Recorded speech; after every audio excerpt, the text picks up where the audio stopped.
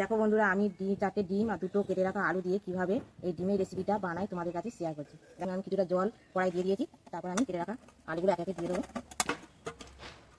বন্ধুরা আমার ডিমের আলুটা সিদ্ধ হয়ে গেছে, এবার আমি একে একে ডিমের আলুটা তুলে নেবো।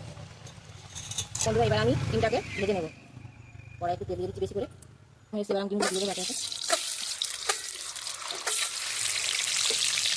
লবণ ডিমটা ভেজে নেওয়ার জন্য আর একটু দিচ্ছি হলুদ লবণ, লাল লাল করে ভেজে নেবো।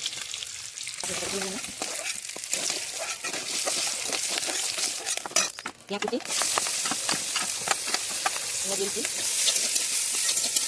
দিয়েছি, টমেটো কুচি,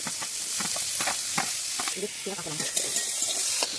বন্ধুরা এখানে দিয়ে দিচ্ছি আদা বাটা, রসুন বাটা আর জিরার মরিচ বাটা ছিল যেটা রেখেছিলাম সেটা দিয়ে দিচ্ছি একটা। 1 চামচ হলুদ আর 1 চামচ লঙ্কা গুঁড়ো সব দিয়ে দিলাম একসাথে। মটরশুঁটি ছাড়িয়ে রাখা মটরশুঁটি দিয়েছি, আমি দিয়ে দিচ্ছি সিদ্ধ করে রাখা আলুগুলো অল্প একটু।